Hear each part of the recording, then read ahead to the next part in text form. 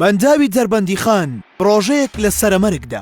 بەنداوی دەربەندیخان جگەلەوەی سەرچاوی کوشت و کاڵ و ئاوی خواردنەوەی ئیدارەی گەرمیان و بەشێک لە پارێزگای دیالەیە لە هەمان کاتدا بەشێکی کارەبای نیشتیمانی کوردستانیش دابین دەکات کە بەگشتی نزیک دەبێتەوە لە 1000 مێگاوات کارەبا. بەڵام ئەم بەنداوە لە کۆتاییەکانی تەمەنی نزیک دەبێتەوە و ڕووی لە فەوتانە. مێژووی بەنداوەکە دەکەوێتە سەرزەی سیروان لە 23 تشرینی دووەمی ساڵی 1961 بە فەرمی کراوەتەوە.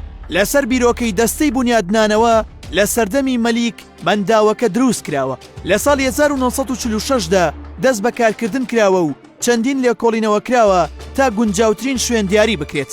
دواتر لە ساڵی 1953دا کۆتایی بە لێکۆڵینەوە هاتووە و لە ساڵی 1954دا دەستکراوە بە بنیادنان و لە ساڵی 1955دا گرێبەست کراوە بۆ جێبەجێکردنی پرۆژەکە.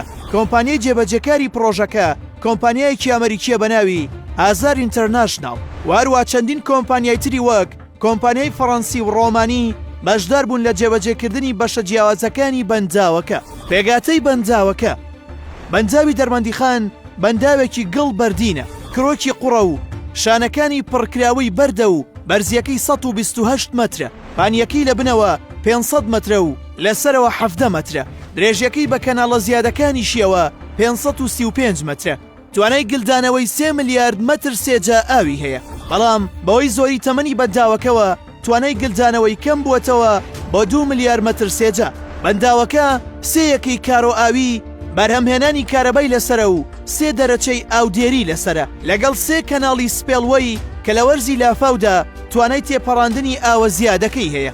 گیر و گرفتە سەرەکیەکانی بەنداوەکە یەکێک لە گرفتە دیارەکان کە بەرۆکی ئەم بەنداوەی گرتووە ئەوەیە کە پاک ناکرێتەوە و چیتر بەرگەی نۆژەندکردنەوە ناگرێت، چونکە پاکردنەوەی بەنداوی گەورە ئاسان نییە و بودجەی زۆری دەوێت کە ڕەنگە بگات بە بودجەی بەنداوێکی نوێ کە دروست بکرێت. بەنداوەکانیش تەمەنی دیاریکراوی خۆیان هەیە و ئەویش بەپێی ئەو قڕولیتە نیشتوانەی کە ساڵانە دێنە ناو بەنداوەکەوە. ئەمەش لە ساڵێکەوە بۆ ساڵێکی تر جیاوازە. ئەو ساڵانەی باران و لافاو زۆر دەبارێت زیاتر پڕ دەبێتەوە. هەروە مەترسی پیسبوونی ژینگە و خودی ئاوەکەش لە بەنداوەکە زۆرە.